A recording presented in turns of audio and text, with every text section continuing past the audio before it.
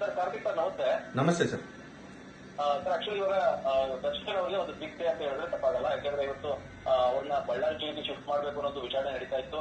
ಅದ್ರ ಒಂದು ಆರ್ಡರ್ ಇವತ್ತು ಪಾಸ್ ಆಗತ್ತದು. ಅಂದ್ರೆ ಶಿಫ್ಟ್ ಮಾಡ್ಬೇಕಾ ಬೇಡವಾ ಅಂತ ಕೋರ್ಟ್ ನಿರ್ಧರಿಸುತ್ತೆ. ಈ ಮೊದಲನೇದಾಗಿ ಇದ್ರ ಬಗ್ಗೆ ವಿಚಾರಣೆ ಮಾಡೋಣ. ಈಗ ಏನಾಗ್ಬೋದು ಇವತ್ತಿನ ಕೋರ್ಟ್ ಆರ್ಡರ್ ಒಂದು. ಓಕೆ ಸರ್, ಈಗ ಏನಂದ್ರೆ ಬಳ್ಳಾರಿ ಜೈಲಿಗೆ ಶಿಫ್ಟ್ ಮಾಡ್ಕೊಬೇಕು ಅಂತ ಹೇಳ್ಬಿಟ್ಟು ಗೌರ್ಮೆಂಟ್ ಕಡೆಯಿಂದ ಅಂದ್ರೆ ಪ್ರಾಸಿಕ್ಯೂಷನ್ ಕಡೆಯಿಂದ ಅರ್ಜಿಯನ್ನು ಹಾಕೊಂಡಿರ್ತಾರೆ. ಸೊ ಹಂಗ ಹಾಕೊಂಡಾಗ ಇವ್ರ ಪರವಾದ ವಕೀಲರು ಯಾರು ಡಿಫೆನ್ಸ್ ಸೈಡ್ ಇಂದ ಇರ್ತಾರೆ, ದರ್ಶನ್ ಪರವಾದ ವಕೀಲರು ಅದಕ್ಕೆ ಅಬ್ಜೆಕ್ಷನ್ ಅನ್ನ ಸಲ್ಲಿಸಿದ್ದಾರೆ ಆಲ್ರೆಡಿ. ಅದನ್ನ ಸಲ್ಲಿಸಾದ್ಮೇಲೆ ಏನಾಗುತ್ತೆ, ಈಗ ಇವತ್ತಿನ ದಿನ ಅದು ಆರ್ಡರ್ಸ್ ಬಂದಿದೆ.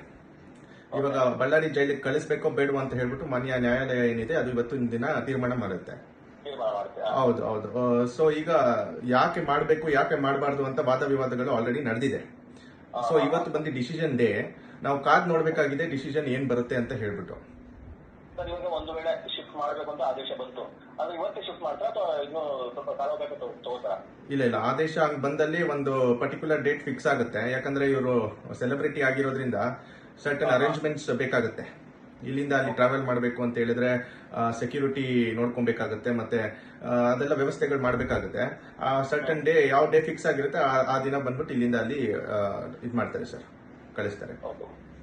ಸರ್ ಒಂದ್ ವೇಳೆ ಶಿಫ್ಟ್ ಆಯ್ತು ಅಂತ ಅಂದ್ರೆ ಏನೆಲ್ಲ ಇದಾಗ್ಬೋದು ಸರ್? ಅಂದ್ರೆ ಈಗ ದರ್ಶನ್ ಪರ ವಕೀಲರಿಗೆ ಏನೆಲ್ಲ ಸಮಸ್ಯೆಗಳಾಗ್ಬೋದು, ಅಥವಾ ಟ್ರಯಲ್ ನಡೆದಕ್ಕೆ ಏನಾದ್ರು ತೊಡಕುಗಳಾಗುತ್ತಾ? ಮತ್ತೆ ಅವ್ರನ್ನ ಕೋರ್ಟ್ಗೆ ಹಾಜರುಪಡಿಸಬೇಕಾಗುತ್ತೆ ಟ್ರಯಲ್ ನಡೆಸಬೇಕಾದ್ರೆ. ಸೊ ಅವಾಗ ತುಂಬಾ ಡಿಸ್ಟೆನ್ಸ್ ಇರೋದ್ರಿಂದ ಅದು ಸಮಸ್ಯೆ ಆಗ್ಬೋದಾ? ನೋಡಿ, ಇದು ಏನು ಸಲ್ಲಿಸ್ಕೊಂಡಿದ್ದಾರೆ ಇವರು, ಇದಕ್ಕಿಂತ ಹಿಂದೆ ಏನಾಗಿತ್ತು, ಒಂದು ಅಲಿಗೇಷನ್ ಆಗಿತ್ತು.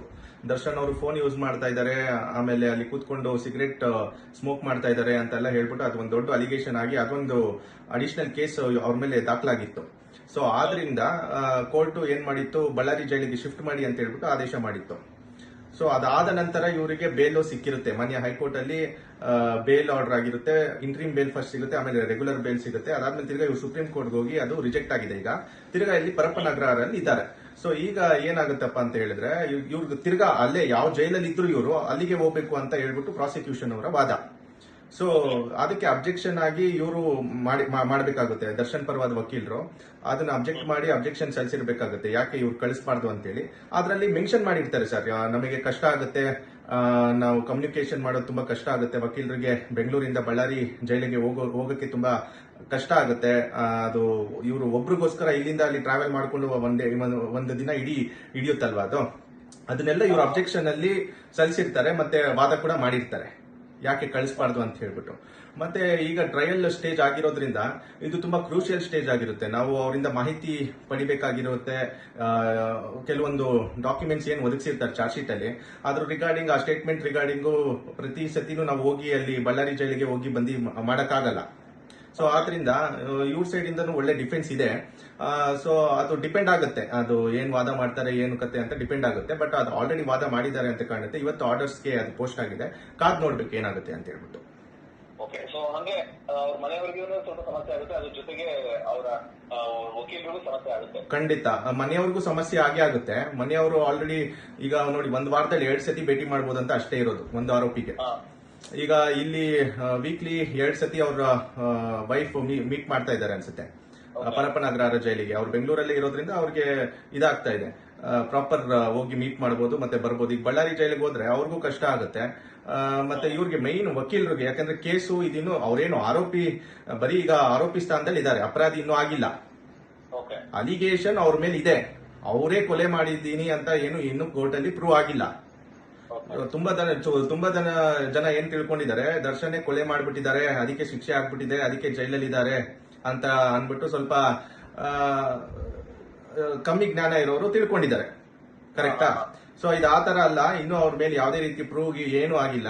ಜಸ್ಟ್ ಪ್ರೈಮ ಫೇಸ್ ಎವಿಡೆನ್ಸ್ ಏನಂತ ಕರಿತೀವಿ ನಾವು ನಮ್ಮ ಕಾನೂನಿನ ಭಾಷೆಯಲ್ಲಿ, ಆ ಎವಿಡೆನ್ಸ್ ಅವ್ರ ಮೇಲೆ ಇದೆ ಅಂತ ಹೇಳ್ಬಿಟ್ಟು ಅವ್ರನ್ನ ಒಳಗಡೆ ಇಟ್ಕೊಂಡಿದ್ದಾರೆ ಅಷ್ಟೇ. ಅದನ್ನ ಬಿಟ್ರೆ ಇನ್ನೇನು ಇಲ್ಲ. ಅವ್ರ ಆರೋಪಿ ಆಗ್ಲಿ ಈಗ ಅಪರಾಧಿ ಅಂತ ಏನು ಪ್ರೂವ್ ಆಗಿಲ್ಲ. ಅದನ್ನ ಪ್ರೂವ್ ಮಾಡೋದಕ್ಕೆ ಇವಾಗ ಪ್ರಾಸಿಕ್ಯೂಷನ್ ಕಡೆಯವರು ಕೇಸ್ ನ ನಡೆಸಬೇಕು, ಡಿಫೆನ್ಸ್ ಕಡೆಯವರು ಅದನ್ನ ಡಿಫೆನ್ಸ್ ತಗೊಂಡು ಟ್ರಯಲ್ ನ ಮುಂದೆ ನಡೆಸಬೇಕಾಗಿ ಬರುತ್ತೆ.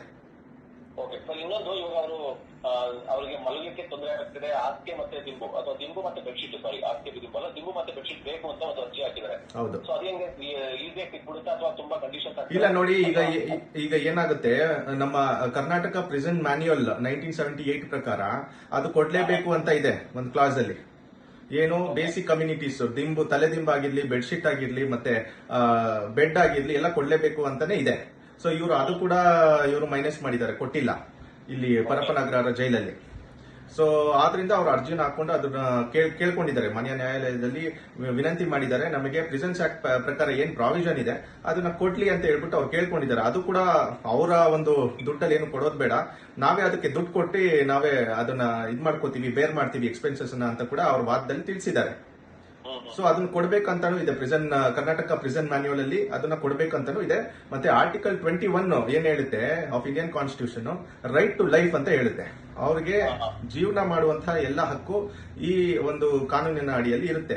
ಸೊ ಈ ಬೇಸಿಕ್ ಕಮ್ಯುನಿಟೀಸ್ ಜೈಲ್ ಆಗ್ಲಿ ಮತ್ತೆ ಆಚೆ ಕಡೆ ಆಗ್ಲಿ ಎಲ್ಲೇ ಆಗ್ಲಿ ಅದು ಕೊಡ್ಲೇಬೇಕಾಗಿ ಇರುತ್ತೆ. ಆರ್ಟಿಕಲ್ 21 ಅಲ್ಲಿ ಇದೆಲ್ಲ ಕವರ್ ಆಗುತ್ತೆ.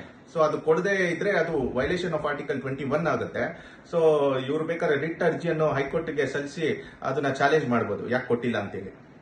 ಓಕೆ ಸರ್, ಇವಾಗ ಅದು ಬೇರೆಯವ್ರಿಗೆಲ್ಲ ಕೊಡ್ತಾ ಇರ್ತಾರೆ, ಅಂದ್ರೆ ಬೇರೆ ಏನು ಆರೋಪಿಗಳು ಇರ್ತಾರೋ ಅಥವಾ ಅವ್ರಿಗೆಲ್ಲ ಸಿಗ್ತಾ ಇರ್ತದಲ್ಲ? ಅವ್ರಿಗೆಲ್ಲ ದಿಂಬು ಮತ್ತೆ ಬೆಡ್ಶೀಟ್ ಎಲ್ಲ ಕೊಟ್ಟಿರ್ತಾರೆ. ಬಟ್ ಆಸ್ತಿ ಏನ್ ಕೇಳಿದಾರೆ, ಆಸ್ತಿ ಏನು ಕೊಡಲ್ಲ ಅದು. ಇವರು ಆಸ್ತಿಯನ್ನು ಕೇಳಿದ್ದಾರೆ. ಇವ್ರಿಗೆ ಬೆನ್ನೋ ಇರುವ ಕಾರಣ ಏನಾಗುತ್ತೆ, ಇವರು ಅಲ್ಲಿ ವಾದವನ್ನ ಮಾಡಿ ಅದನ್ನ ತಗೊಬಹುದಾಗಿರುತ್ತೆ. ಅದು ಕೂಡ ಪ್ರಾವಿಷನ್ ಇದೆ ನಮ್ಮ ಪ್ರಿಸನ್ ಮ್ಯಾನ್ಯುಯಲ್ ಅಲ್ಲಿ. ಸೊ ಅದನ್ನ ತಗೊಬಹುದು ಸರ್, ಇವರು ಏನ್ ತೊಂದರೆ ಏನಿಲ್ಲ. ಸಿಕ್ಕೇ ಸಿಗುತ್ತೆ. ಅದಕ್ಕಿಂತ ಜಾಸ್ತಿನೇ ಸಿಗುತ್ತೆ ಅಲ್ಲಿ ಜೈಲಲ್ಲಿ. ನಿಮಗೆ ಏನೇನ್ ಬೇಕು ಎಲ್ಲ ಸಿಗುತ್ತೆ. ನಮಗೆ ಇರುವ ಮಾಹಿತಿ ಪ್ರಕಾರ, ನಮ್ಮ ಕ್ಲೈಂಟ್ಸ್ ಹೇಳೋ ಪ್ರಕಾರ ಇಲ್ಲಿ ಆಚೆ ಕಡೆ ಏನು ಸಿಗಲ್ವೋ ಅಲ್ಲಿ ಎಲ್ಲ ಸಿಗುತ್ತೆ ಅಂತ ಹೇಳ್ತಾರೆ.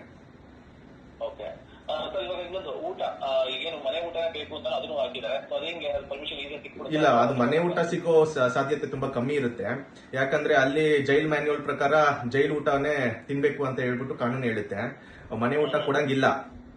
ಅಂದ್ರೆ ಅದು ಪರ್ಮಿಷನ್ ಅನ್ನ ತಗೊಂಡು ಮಾಡ್ಬೇಕಾಗಿ ಬರುತ್ತೆ. ಏನಾದ್ರೂ ಎಮರ್ಜೆನ್ಸಿ ಇದ್ರೆ, ಏನಾದ್ರೂ ಅವ್ರಿಗೆ ಪ್ರಾಬ್ಲಮ್ ಇದ್ರೆ ಅದನ್ನ ಪ್ರೂವ್ ಮಾಡಿ, ಮೆಡಿಕಲ್ ಎಮರ್ಜೆನ್ಸಿ ಇದೆ ನಮಗೆ, ಇದೇ ಊಟ ಇದೇ ಡಯಟ್ ನಾನು ತಿನ್ಬೇಕು ಅಂತ ಏನಾದ್ರೂ ಡಾಕ್ಟರ್ ಅಲ್ಲಿ ಪ್ರಿಸ್ಕ್ರೈಬ್ ಮಾಡಿದ್ರೆ ಅವಾಗ ಬೇಕಾದ್ರೆ ಕೋರ್ಟಿನ ಆರ್ಡರ್ ಮಾಡಿಸ್ಕೊಂಡು ಅದನ್ನ ತಗೊಂಡ್ಬರ್ಬೋದು. ಬಟ್ ಈಗ ಮನೆ ಊಟ ಕೊಡಲ್ಲ. ಯಾಕಂದ್ರೆ ಇದು ಆಲ್ರೆಡಿ ಇವ್ರಿಗೆ ಪ್ರಾವಿಷನ್ ಎಲ್ಲ ಕೊಟ್ಟಾದ್ಮೇಲೂ ಅಲ್ಲಿ ಒಂದು ಅಲಿಗೇಷನ್ ಆಯ್ತು ಲಾಸ್ಟ್ ಟೈಮ್. ಅವ್ರು ಕೂತ್ಕೊಂಡು ಆ ಫೋಟೋ ಎಲ್ಲ ವೈರಲ್ ಆಗಿ, ಸೊ ಆದ್ರಿಂದ ಈಗ ಕೊಡುವಂತ ಸಾಧ್ಯತೆ ಕಮ್ಮಿ ಇರುತ್ತೆ. ಅಲ್ಲಿ ಏನು ಇರುತ್ತೆ ಊಟ ಅದನ್ನೇ ಇವರು ತಿನ್ಬೇಕಾಗಿ ಬರುತ್ತೆ ಸರ್. ಏನು ಆರೋಪಿ ಅಂದ್ರೆ ಮೀನ್ಸ್ ಜುಡಿಷಿಯಲ್ ಕಸ್ಟಡಿಯಲ್ಲಿ ಇರೋರ್ಗು ಆಮೇಲೆ ಅಪರಾಧಿ ಆಗಿರ್ತಾರಲ್ಲ, ಸೊ ಅವ್ರು ಏನ್ ಡಿಫ್ರೆನ್ಸ್ ಇರುತ್ತೆ ಅಂದ್ರೆ ಅಲ್ಲಿ ಊಟದ ಆಗ್ಬೋದು ಅಥವಾ ಬೇರೆ ಎಲ್ಲ ಸವಲತ್ತುಗಳು? ಈಗ ಸಿಟಿಪಿ ಪ್ರಿಸ್ನರ್ ಮತ್ತೆ ಯುಟಿಪಿ ಪ್ರಿಸ್ನರ್ ಅಂತ ಕರಿತೀವಿ. ಯುಟಿಪಿ ಪ್ರಿಸ್ನರ್ ಅಂತ ಹೇಳಿದ್ರೆ ಅಂಡರ್ ಟ್ರಯಲ್ ಪ್ರಿಸ್ನರ್ ಅಂತ ಕರಿತೀವಿ. ಅದೇ ಈಗ ಇವರೆಲ್ಲ ಇರೋದು ಅಂಡರ್ ಟ್ರಯಲ್ ಅಲ್ಲೇ ಇದ್ದಾರೆ. ಇನ್ನು ವಿಚಾರಣಾಧೀನ ಕೈದಿಗಳು ಅಂತ ಇವ್ರನ್ನ ಕರಿತೀವಿ. ಹೌದು, ಅವರು ಆಲ್ರೆಡಿ ಸಜಾ ಆಗಿರುತ್ತೆ. ಅವ್ರಿಗೆ ವೈಟ್ ಅಂಡ್ ವೈಟ್ ಬಟ್ಟೆ ಕೊಟ್ಟಿರ್ತಾರೆ. ಅವರು ಅಲ್ಲೇ ಏನಾದ್ರೂ ಒಂದು ಕೆಲಸವನ್ನು ಅವ್ರು ಮಾಡ್ಬೇಕು, ಡೈಲಿ ಏನಾದ್ರೂ ಒಂದು ಕೆಲಸ ಕೊಟ್ಟಿರ್ತಾರೆ ಅವ್ರಿಗೆ. ಈ ಕೆಲಸ ಮಾಡ್ಬೇಕು ಅಂತ ಹೇಳ್ತಾರೆ. ಆ ಕೆಲಸಕ್ಕೆ ಸಂಬಳ ಕೂಡ ಕೊಡುತ್ತೆ ಗವರ್ಮೆಂಟ್, ಸುಮ್ನೆ ಮಾಡಿಸ್ಕೊಡಲ್ಲ. ಈಗ ಆಲ್ರೆಡಿ ಅಲ್ಲಿ ಜೈಲ್ ಪ್ರಿಸನ್ ಅಥಾರಿಟೀಸ್ ಕಮ್ಮಿ ಇರೋದ್ರಿಂದ ಅಲ್ಲಿ ಇವರು ಪ್ರಿಸನ್ ಅಥಾರಿಟೀಸ್ ಮಾಡ್ಬೇಕಾಗಿರೋ ಕೆಲಸನೂ ಇವ್ರಿಗೆ ಕೊಡುತ್ತೆ. ಈಗ ಒಳಗಡೆ ಹೋಗಿದ ತಕ್ಷಣ ಈ ಸಜೆ ಆರೋಪಿಗಳಿಗೆ ಯಾರ್ಯಾರು ಇರ್ತಾರೆ, ಒಳಗಡೆ ಹೋಗಿದ ತಕ್ಷಣ ಅವ್ರದ್ದು ಡೀಟೇಲ್ಸ್ ತಗೊಳ್ಳೋದು, ಯಾರನ್ನ ನೀವು ಭೇಟಿ ಮಾಡಬೇಕು ಅಂತ ಹೇಳ್ಬಿಟ್ಟು ಅವ್ರ ಡೀಟೇಲ್ಸ್ ತಗೊಂಡು ಅವ್ರ ಕಂಪ್ಯೂಟರ್ ಅಲ್ಲಿ ಹುಡುಕಿ ಅವ್ರನ್ನ ಅನೌನ್ಸ್ ಮಾಡೋದಲ್ಲಿ ಆಗಿರ್ಬೋದು, ಅವ್ರನ್ನ ಕರ್ಸೋದಾಗಿರ್ಲಿ, ನಮ್ಮನ್ನ ಭೇಟಿ ಮಾಡ್ಸಕ್ಕೆ, ಇವೆಲ್ಲ ಕೆಲಸಗಳು ಸಿಟಿಪಿ ಪ್ರಿಸ್ನರ್ಸ್ ಕೊಡ್ತಾರೆ. ಇವರು ಯುಟಿಪಿ ಪ್ರಿಸ್ನರ್ಸ್ ಆಗಿರೋದ್ರಿಂದ ಇವ್ರಿಗೆ ಯಾವುದೇ ರೀತಿ ಬಟ್ಟೆ ಏನು ಕೊಟ್ಟಿರಲ್ಲ. ಇವರ ಒಂದು ಬಟ್ಟೆ ಏನಿರುತ್ತೆ, ಇವರು ಏನ್ ಹಾಕೊಂಡು ಹೋಗಿರ್ತಾರೆ ಅಥವಾ ಇವ್ರ ಮನೆಯವ್ರು ಏನ್ ಕೊಟ್ಟಿರ್ತಾರೆ ಅದನ್ನೇ ಹಾಕೊಂಬೋದಾಗಿರುತ್ತೆ. ಮತ್ತೆ ಇವ್ರಿಗೆ ಮಂತ್ಲಿ ಏನ್ ಹಿಯರಿಂಗ್ ಡೇಟ್ ಇರುತ್ತೆ, ಆ ಹಿಯರಿಂಗ್ ಡೇಟ್ ಅಲ್ಲಿ ವಿಡಿಯೋ ಕಾಲ್ ಮೂಲಕ ಪ್ರೊಡ್ಯೂಸ್ ಮಾಡ್ತಾರೆ ಕೋರ್ಟ್ಗೆ. ವಿಡಿಯೋ ಕಾಲ್ ಮೂಲಕ ಪ್ರೊಡ್ಯೂಸ್ ಮಾಡಾದ್ಮೇಲೆ ಏನಾಗುತ್ತೆ, ಅವರ ಮುಂದೆನೆ ಸಿಆರ್ಪಿಸಿ ಅಡಿಯಲ್ಲಿ ಇದೊಂದು ಪ್ರಾವಿಷನ್ ಇದೆ, ಅವ್ರ ಮುಂದೆ ಎವಿಡೆನ್ಸ್ ನಡಿಬೇಕು ಅಂತ ಹೇಳ್ಬಿಟ್ಟು ಸಿಆರ್ಪಿಸಿ ಹೇಳುತ್ತೆ. ಸೊ ಅವ್ರ ಮುಂದೆನೆ ಏನ್ ವಿಚಾರಣೆ ಮಾಡುತ್ತೆ court, in the presence of the accused ಮಾಡುತ್ತೆ ಸರ್. ಏನೇನ್ ಎವಿಡೆನ್ಸ್, ಅದು ಚೀಫ್ ಎಕ್ಸಾಮಿನೇಷನ್ ಆಗಿರ್ಲಿ ಅಥವಾ ಕ್ರಾಸ್ ಎಕ್ಸಾಮಿನೇಷನ್ ಆಗಿರ್ಲಿ, ವಾಟ್ಸ್ ಎವರ್, ಅದು ಅವ್ರ ಮುಂದೆನೆ ಮಾಡುತ್ತೆ. ಇವಾಗ ಈಗ ವಿಚಾರಣಾಧಿ ಕೈದಿಗಳು, ಸೊ ಇವರು ಕೆಲಸ ಇರುತ್ತಾ, ಕೆಲಸ ಕೊಟ್ಟಿರ್ತಾರ? ಇಲ್ಲ, ಇವ್ರಿಗೇನ್ ಕೆಲಸ ಇರಲ್ಲ. ಇವ್ರು ಜಸ್ಟ್ ಏನಿದೆ ಇವ್ರದ್ದು ಕೇಸ್ ಮುಗಿಸ್ಕೊಂಡು ಹೋಗ್ಬೇಕಾಗಿರುತ್ತೆ. ಇವ್ರಿಗೇನು ಅಂತ ಕೆಲಸ ಏನು ಗ್ರಾಂಟ್ ಮಾಡಿರಲ್ಲ. ಓಕೆ ಸರ್, ನೋಡೋಣ, ಕಾದ್ ನೋಡೋಣ ಏನಾಗುತ್ತೆ ಅಂತ. ಆದಷ್ಟು ಮಾಹಿತಿ ಕೊಟ್ಟರೆ ಮತ್ತೆ ಜೈಲಲ್ಲಿ ಹೇಗಿರ್ತಾರೆ ವಿಚಾರಣಾಧಿಕಾರಿಗಳು ಹೆಂಗೆ, ಮತ್ತೆ ಆಲ್ರೆಡಿ ಶಿಕ್ಷೆಗೆ ಗುರಿಪಡಿಸಿದಂತ ಕೈದಿಗಳು ಹೇಗಿರ್ತಾರೆ ಅಂತ ತಿಳಿಸ್ಕೊಟ್ರೆ. ಓಕೆ ಸರ್, ಕಾದ್ ನೋಡೋಣ ಏನಾಗ್ಬೋದು ಮುಂದಿನ ನಡೆ ಅಂತ. ಓಕೆ, ನಮಸ್ತೆ ಸರ್.